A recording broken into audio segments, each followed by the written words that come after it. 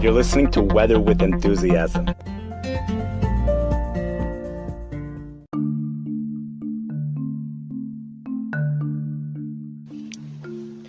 Good morning. It is early Wednesday morning, June 19th, 2024.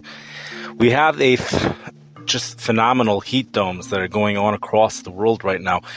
There are certain things which many people may not have noticed. You'll hear all about the heat domes on the news. That's something all over the place, especially what's going on the East Coast and the Northeast and what's about to happen.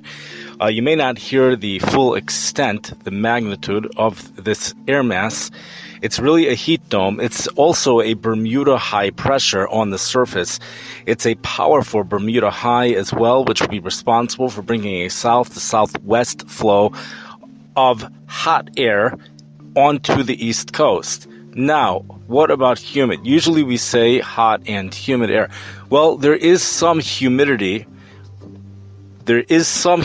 However, we have a tropical storm. Tropical storm warnings are in effect. The National Weather Service informs us of tropical storm warnings across Texas right now, and 8 to 10 inches of rain is forecasted to fall in some locations. That's on top of several inches of rain that has already fallen.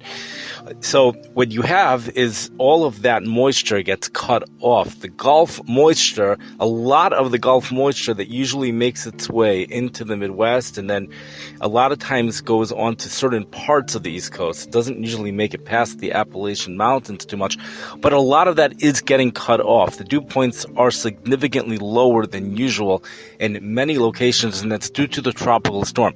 When you have lower dew point air, the sun becomes more efficient at heating things up. So you have that going on. You have this taking place at a time of the year when the sun is at the highest angle it can possibly be, and the days are as long as they can possibly be. Then we have also the tropical storm itself tends to produce compressional heating of a couple hundred miles outside of it, and that's also strengthening this heat wave that's happening in the Midwest. But currently right now the heat wave is more focused on a more unique area, really going into Cleveland, Northeast Ohio, parts of Detroit, Michigan. We even have intense heat occurring in Maine, temperatures going into the upper 90s. Let's go over to there's an area, it's called the Afak district. It's around 32 degrees north. Wherever that place is, that might be the hottest place in the world, at least if you stay onto the dry land areas, as temperatures are expected to go into the low 120s over the next couple of days. But it's not just that. It's that the winds are 25 miles per hour, sustained winds of 25 miles per hour with gusts up to 40 miles per hour. That's actually making the temperatures feel hotter than what they actually are. Now, the way to figure out how hot the temperatures feel when the wind comes, and as we pointed out many times, when temperatures are higher than 95, the wind makes temperatures feel hotter than what they actually are. And the wind blows air that's hotter than your skin temperature of 95.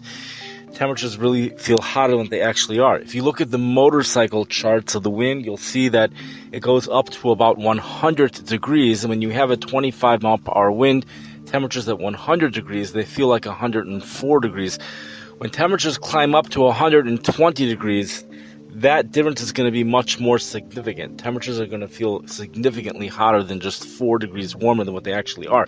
So many locations in the world, when you have temperatures in the low 120s, there really is not much humidity at all. So the heat index is actually lower than the temperature. But if you have an area where there's a strong wind, and this place has a powerful wind, we're talking about, it's almost like a heat index. It's going to significantly raise what the temperature is going to feel like in that area. That area is around 32 degrees north latitude. Let's go into Russia, though. That's really what I titled this particular episode, and that's due to the just mind-boggling water temperatures according to windy.com. I also used the European computer model of windy.com. So if you look at the Caspian Sea, this goes up to 45, maybe even 46 degrees north latitude, all the way into Russia.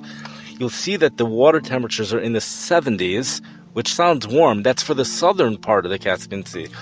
When you head up to the northern part of the Caspian Sea, you'll see water temperatures of 86, even 87 degrees. Totally phenomenal stuff going on over there. And if you check what the European computer model is forecasting for temperatures, you'll see temperature highs are in the upper 80s, lows are in the lower 80s. So it pretty much matches what those water temperatures are. It's consistent with what you would think the water, an 87 degree water temperature, you would have temperatures in the 80s throughout day and night. If you go over to areas like Astrakhan, Russia, temperatures upper 90s. The real heat, however, really starts 10 days out from now, going towards Thursday of next week. A week from Thursday, heat is just exploding all over the world. If you go into Fort Yukon, Alaska, you'll see temperatures approaching 90 degrees. This is for Thursday, a week from this Thursday, the end of June. I think it's June 27th, somewhere around there. You have temperatures going into the 89 degree area for portions, the areas just to the south and east of Fort Yukon, but temperatures about 88 degrees widespread, upper 80s right around there, says the European computer model. Temperatures are going way up in other areas as well. We have temperatures, you'll see 120s in some parts of the world. You'll see temperatures going into the upper 80s. Also, by Astrakhan, you'll see temperatures going into the upper 90s. We also have a tropical storm here in this country. We also just got through with a major winter storm in Montana, a heavy wet snow that fell across the Montana area, and you'll see there's snow even in other areas as well. So we have tropical storm warnings in effect. It's not really just for Texas, areas of Mexico as well. We're not so much focused on that right now.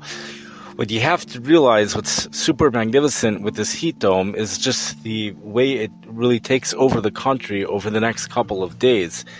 The heat really starts to expand well to the west, and it's exactly what forecasters were saying was going to happen, exactly what expert forecasts were predicting during the La Nina takeover. This is an exact result of La Nina taking over again. We have a heat dome that's building in the middle of the country. It's going to be on the Atlantic coast for a period of time, but then it heads west into the middle part of the country, and it weakens. But it does include Phoenix, Arizona, even while it's still strong. It really goes from the mid-Atlantic area all the way down into the desert southwest, including Phoenix, Arizona, with the real center core somewhere in the middle over there. The heat dome re-strengthens again as we head into July and even the very end of next week. And it's not just one. By the end of next week, we're going to have two separate ones, one over affecting the Atlantic coast and then another one over the desert southwest. And it's not just there. We have temperatures in the mid-120s for portions of the Persian Gulf, right around there. Low to mid-120s on various days over the next 10 days. And the humidity is most impressive, actually, as you head north of Lake Erie. Totally wild, because you have these dew points that usually come in off the Gulf of Mexico, 70-degree dew points. This time of the year, 75-degree dew points that come in off the Gulf of Mexico. That magnitude of humid air is being blocked somewhat by this tropical storm to some extent. The dew points are lower, temperatures are hotter as a result. The dew points are a solid 10 degrees lower across the Midwest. Dew points only in the 60s. In some areas, dew points even dropping into the upper 50s, especially as you head out into portions of West Virginia and areas of Pennsylvania, western portions of Pennsylvania, and areas like that. So you'll have temperatures triple-digit heat. New England also, you'll have areas getting very close to 100, 95 to 100 degrees for portions of New England. New York City might be getting a sea breeze. They might look out from all of this. But when you hit Lake Erie, so Cleveland's on Lake Erie, Cleveland might do fine. It's going to be really hot over there. But when you head north of Lake Erie, if you look at the European computer model, especially even a little bit to the west, you'll see the dew points really start to soar. Detroit, Michigan, looking at dew points in the low to mid 70s. Areas over there might even there's forecasts right now for dew points to go into the mid and even upper 70s, areas which are associated with Lake Erie. So Lake Erie is a very shallow lake. It's the shallowest of all the Great Lakes, and it allows the water temperatures to warm quicker than any other lake. And when you have a heat wave like this, the water temperatures could warm significantly. In order to get high dew point air, you need to have warm water temperatures. That's why the source of humidity here in the Midwest every summer, even here in Chicago, is the Gulf of Mexico. The moment the winds turn in off of Lake Michigan, it's cooler, drier, it's a fresh breeze. The humid air doesn't come off of Lake Michigan, it comes from the south. It comes from the Gulf of Mexico.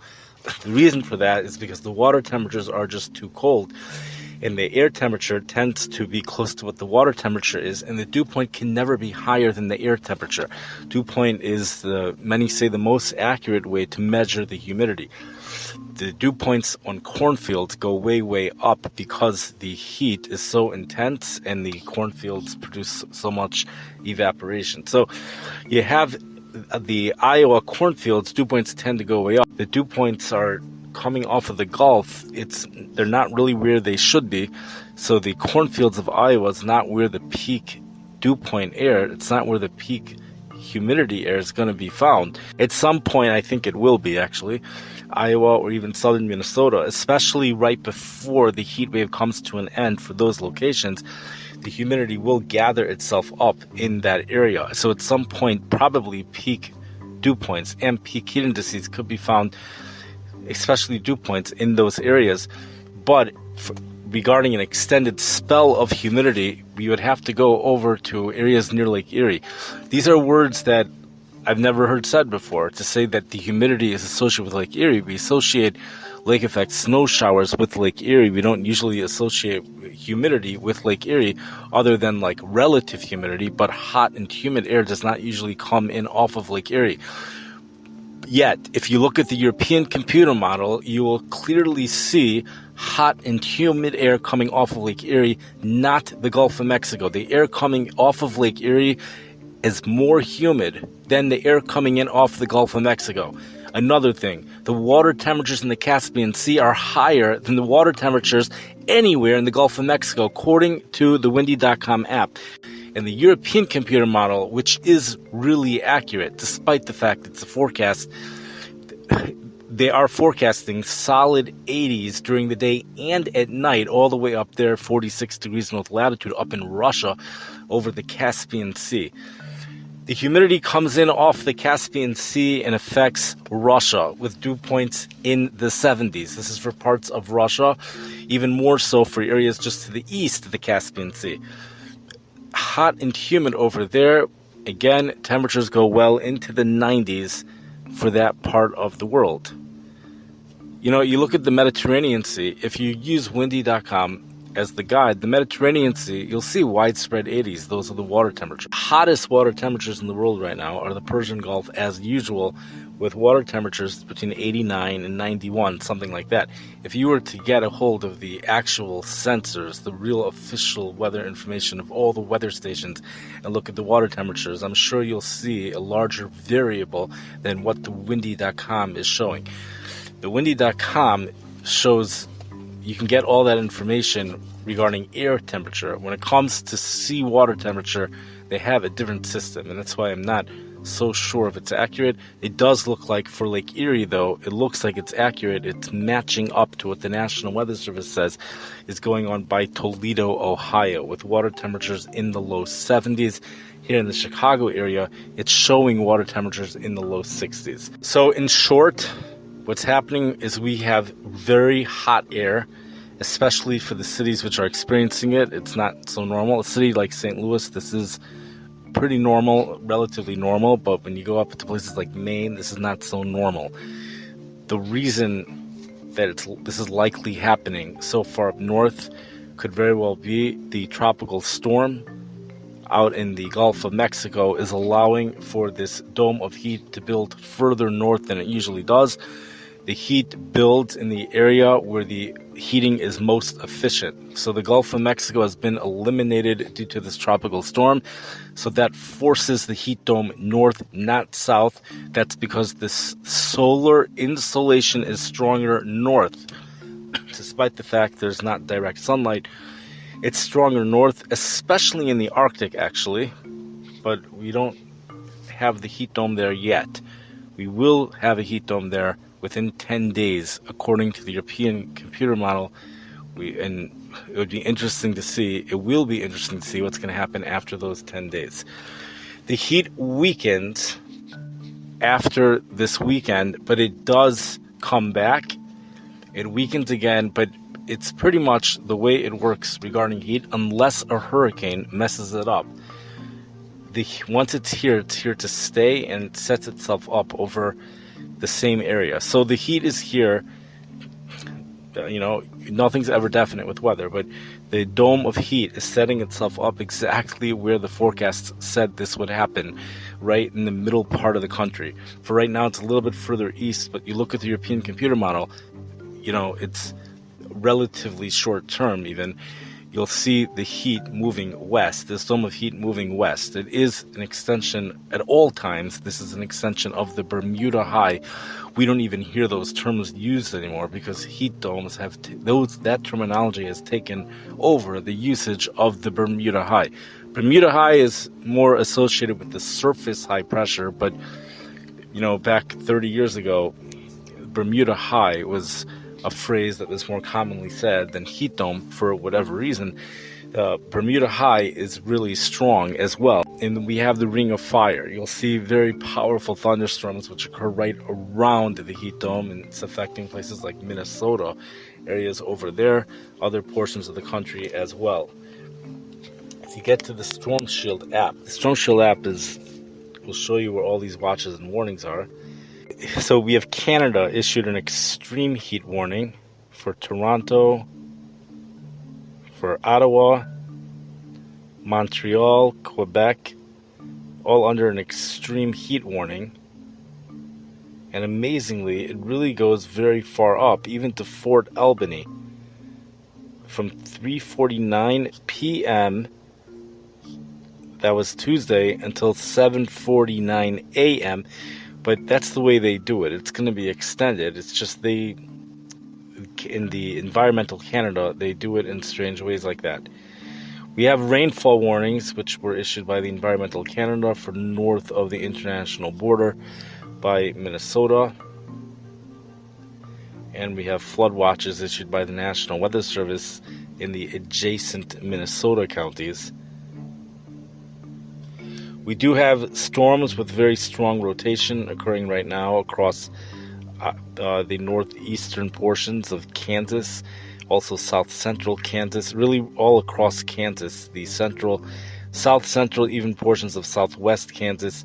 We have some flash flood warnings in effect, and that goes all across into Iowa, and it's even extending. It's headed into central Wisconsin. The Storm Shield app takes us to 8:15 a.m. and it starts us at 1:45 a.m. The storms do tend to die down until sunrise, and then 3 hours after sunrise, 8:15 a.m. is when they start to build up again. Tropical storm warning for miles Baffin Bay to Port Aransas, 20 to 60 nautical miles. Valid Tuesday 9:51 p.m. Central Daylight Time until Wednesday 6 a.m. Central Daylight Time, and we have other areas as well. The max winds at 40 miles per hour, gusts to 50 miles per hour. We have thunderstorm activity occurring in Alaska right now as well, especially pretty close to the Delta Junction. Lots of heat advisories which are in effect, and then we have excessive heat watches in effect as you head over to portions of New York and New Jersey. Islip looks like it might be escaping advisory criteria heat. We have the Environmental Canada that has these extreme heat warnings, but the only area in the country that has excessive heat warnings issued by the National Weather Service is by the Gulf of Maine. It starts north of Boston. It starts in New Hampshire all the way through Maine, and we have Nova Scotia is under an extreme heat warning. The island of Newfoundland is under an extreme heat warning as well. We do have an excessive heat watch in effect for portions of Phoenix, Arizona, and a frost advisory in effect for areas of Nevada. Frost advisory in effect for portions of Idaho as well. and the frost advisory in effect for portions of North Dakota. Now, there's going to be a part of the Dakotas that's going to reach 100 degrees as we go into next week. So that's what we have for today. I wish everybody a wonderful day.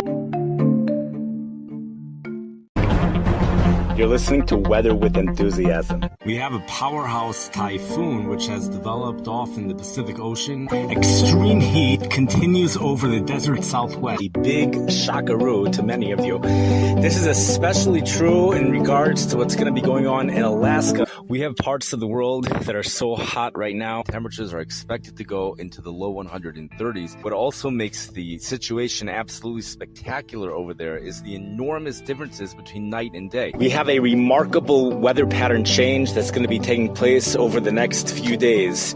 We're going from one extreme to the next extreme. Small soft hail is falling with the storm. There is the possibility that snow squalls may develop. 27.1 barometric pressure. Feet of snow are falling in Japan when there's intense weather. That's a time of celebration. Just Google weather with enthusiasm and they're all going to come up.